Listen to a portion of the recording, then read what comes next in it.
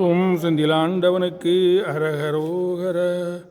இயலிசையில் உஜித வஞ்சி கயர்வாகி இரவு பகல் மனது சிந்தித்து உழலாது உயர் கருணை புரியும் இன்ப கடல் மூழ்கி உனையனதுள் அறியும் அன்பை தருவாயே.